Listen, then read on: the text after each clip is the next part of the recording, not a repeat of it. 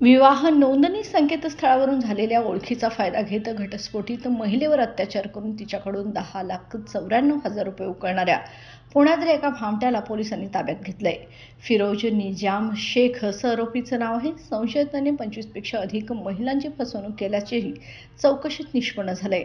विवाह नोंदणी संकेतस्थळावरून झालेल्या ओळखीचा फायदा घेत त्या महिलेला लग्नाचे आमिष दाखवून या भामट्याने 32 वर्षीय घटस्फोटीत महिलेवर वेगवेगळ्या लॉजवर नेऊन अत्याचार केले।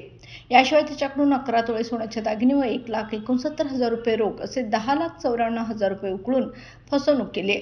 आपण उच्च शिक्षित व इंडस्ट्रियल कॉन्ट्रॅक्टर असल्याचं तसेच विविध 5 कंपन्यांची एजन्सीही नावावर असल्याचं त्याने बनाव केलाय।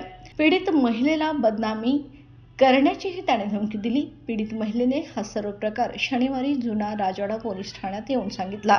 पोलीस अधीक्षक महेंद्र पंडित यांनी या घटनेची दखल घेत निरीक्षक कळमकर यांनी विशेष पथके पुण्याला रवाना करून संशयिताच्या मुसक्या आवळण्याच्या सूचना केल्यात।